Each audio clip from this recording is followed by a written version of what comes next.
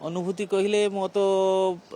मो घर एक्चुअली बालेश्वर जो बर्न प्लेस होती मुझे तो आसवा कथा ये बहुत कम कथा किंतु सब जगन्नाथ कृपा बाबा मत थिला बेले मत कहते तू बोधे महापापी नहले पुरी धाम को कहीं आसिलु तापर जो गोटे जगह किणिकी घर कली कहले नाई नाई तू पूर्णवान आत्मा श्रीक्षेत्र पात समस्ते पकई पारे तू पूर्णवान आत्मा तू एमती तो मु आसिली 2005 रु ये पुरी रोचे आज्ञा सेंट्रल गवर्नमेंट रे एम्प्लॉय थी से चाकरी यूनिटा बंद हो जो प्राइवेट जॉब करुच्ची सबू जगन्नाथ कृपा ये जगन्नाथ बिना हुकुम ये किसी चलेनी समस्ते कहते श्रीक्षेत्र में कई माने उपवास रुहतुनि सेमतिका जो चाकरीटा पड़ेगा बोधे ये किसी मोर ना चली पारि किंतु प्रभु कृपार एत सुंदर भाव में मुझी मोर दी जन पुओ सेंट्रल स्कूल पाठ पढ़ुले मु भाविली बालेश्वर गले मो घर तो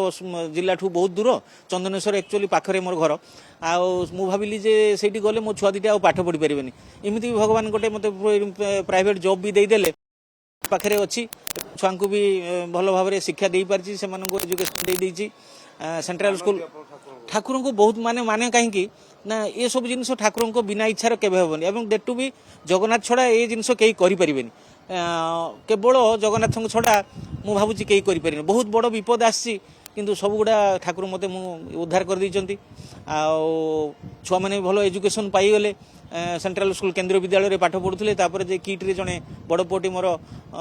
बीटेक कला इलेक्ट्रिकाल तापर सानटी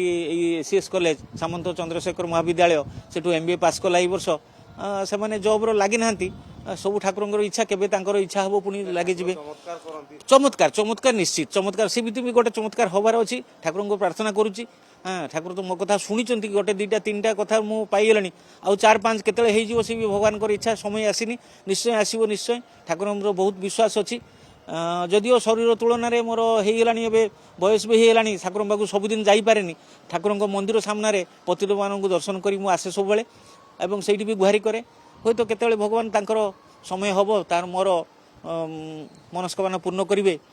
खाली मोर नुह ये समस्त ओडियावासी